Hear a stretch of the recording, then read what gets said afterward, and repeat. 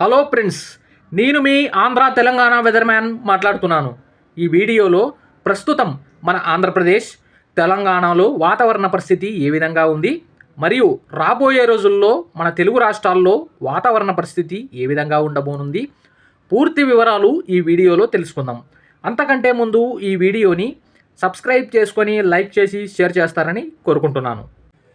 ఇక్కడ వాతావరణ పరిస్థితి గమనించినట్లయితే మనం ఒకసారి ఉపగ్రహ చిత్రాన్ని పరిశీలిస్తే మనకు ఉత్తర జిల్లాల్లో మనకు పొడి వాతావరణం నెలకొంది. ఉత్తర కోస్తాంధ్ర కావచ్చు, మన తెలంగాణ వ్యాప్తంగా కావచ్చు, మరియు ఉత్తర రాయలసీమ కావచ్చు, చాలా ప్రాంతాల్లో పొడి వాతావరణం నెలకొంది.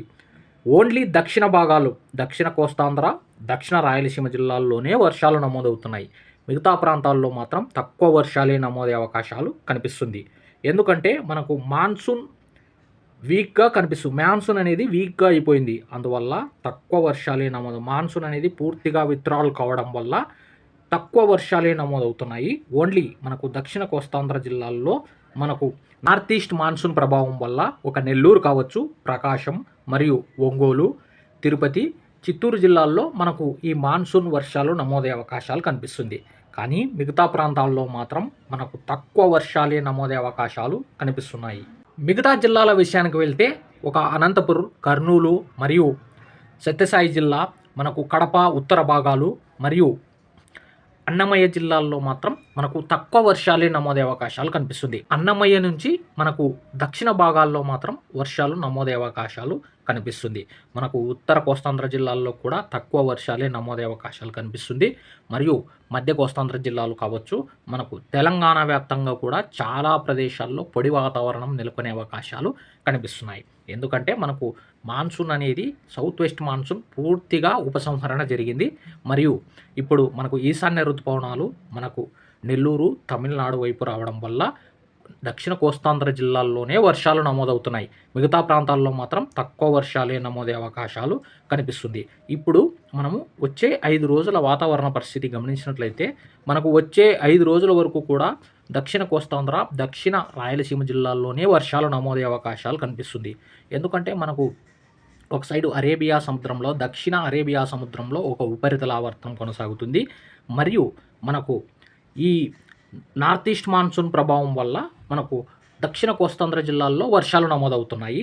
ఒక కేరళ కావచ్చు మరియు మనకు తమిళనాడు వ్యాప్తంగా ఈ నార్త్ ఈస్ట్ మాన్సూన్ వర్షాలు నమోదయ్యే అవకాశాలు కనిపిస్తుంది. కేరళలో మాత్రం మనకు దక్షిణ అరేబియా సముద్రం మీదుగా ఉన్న ఒక ఉపరితల ఆవర్తన ప్రభావంతో వర్షాలు నమోదయ్యే అవకాశాలు కనిపిస్తున్నాయి. ఇప్పుడు రాబోయే రోజుల్లో వాతావరణ పరిస్థితి ఏ విధంగా ఉండబోనుంది ఇప్పుడు తెలుసుకుందాం. మనకు అక్టోబర్ చివరి వారంలో మనకు ఒక వాయుగుండం దక్షిణ బంగాళాఖాతంలో ఒక వాయుగుండం వచ్చే అవకాశాలు కనిపిస్తుంది. అంటే మనకు అక్టోబర్ 28, 27 ఆ టైంలో మాత్రం ఒక వాయుగుండం ఏర్పడి మనకు దక్షిణ కోస్తాంధ్ర, ఉత్తర తమిళనాడు వైపు వచ్చే అవకాశాలు కూడా కనిపిస్తున్నాయి. అది తుఫానుగా మారే అవకాశాలు కూడా కనిపిస్తున్నాయి. కావున మనకు అక్టోబర్ లాస్ట్ను మాత్రం, అంటే అక్టోబర్ చివరి వారంలో మాత్రం మనకు ఒక సైక్లోన్ అవకాశాలు మాత్రం మనకు బే ఆఫ్ బెంగాల్లో కనిపిస్తుంది. ముఖ్యంగా ఇది ఎక్కువ పర్సెంటేజ్ మనకు దక్షిణ కోస్తాంధ్ర వైపు వచ్చే అవకాశాలు కనిపిస్తున్నాయి. మరియు ఒకవేళ ఇది తమిళనాడు, ఉత్తర తమిళనాడు ఆ ప్రాంతాల్లో తీరం దాటితే మనకు దక్షిణ కోస్తాంధ్ర మరియు రాయలసీమ మీదుగా ఈ తుఫాను ప్రభావం ఉండే అవకాశాలు కనిపిస్తుంది. ఇంకా మనకు క్లారిటీ అనేది లేదు. ఇది వాయుగుండంగా మారి తీరం దాటుతుందా, లేకపోతే తుఫానుగా మారే అవకాశాలు కనిపిస్తుందా, లేదంటే తీవ్ర తుఫానుగా మారి ఒడిస్సా, పశ్చిమ బెంగాల్ లేదా బంగ్లాదేశ్ వైపు వెళ్ళే అవకాశాలు కూడా కనిపిస్తున్నాయి. ఇప్పుడే దీని గురించి మనం అంత క్లారిటీగా చెప్పలేము. వాయుగుండం మాత్రం మనకు దక్షిణ బంగాళాఖాతంలో మాత్రం ఏర్పడే అవకాశాలు కనిపిస్తున్నాయి.